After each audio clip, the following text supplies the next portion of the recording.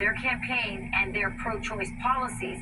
They even visited an abortion clinic together earlier this year as Harris vows to restore Roe versus Wade if elected. When I am President of the United States and when Congress passes a bill to restore the protections of Roe v. Wade, I will sign it into law.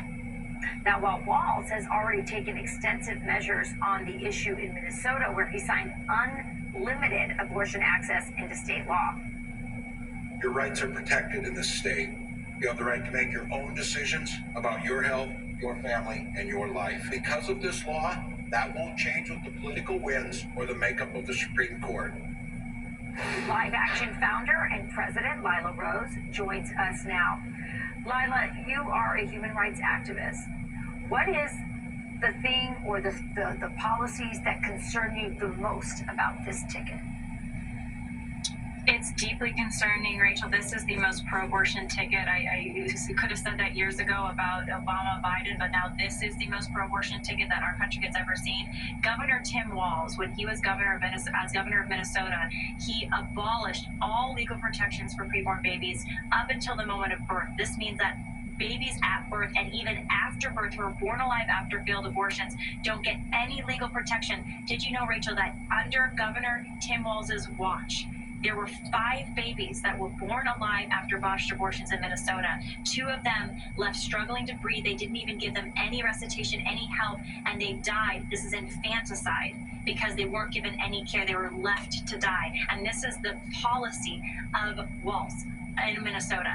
Kamala Harris is just as bad. You know, Rachel, she has been pro-abortion from the get-go. When she was the governor, when she was the attorney general of California, she was advocating to get pregnancy resource centers that are pro-life to post abortion ads in their clinics. She went after David Daleiden, the pro-life journalist, to try to put him in jail for exposing Planned Parenthood selling baby body parts. It's absolutely horrific how she not only wants abortion on demand, but she wants to throw pro-lifers in jail who are investigating the abortion facilities or protesting them. So we are dealing with the most pro-abortion ticket in American history.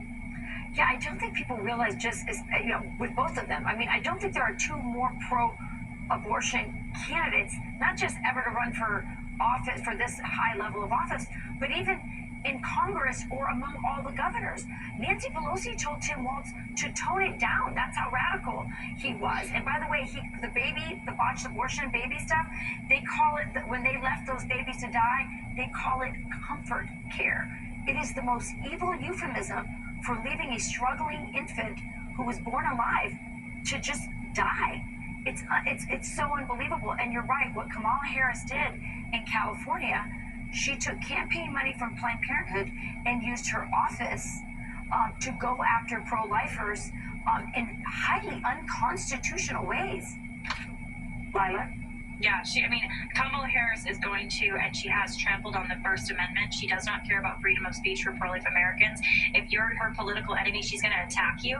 That's what she's proven in her track record. So she's a danger to every single American's First Amendment freedoms. And then in addition, she's a danger to every American child because they and her partner now, her running mate, Tim Walz, they do not see these as human beings. You can do whatever you want to the unborn child. You can kill them until birth. And if they survive after birth, just leave them to die. This is their platform, and we must stand against it.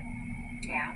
Well, Lila, thank you for joining us and for shining a spotlight on a very important human rights issue.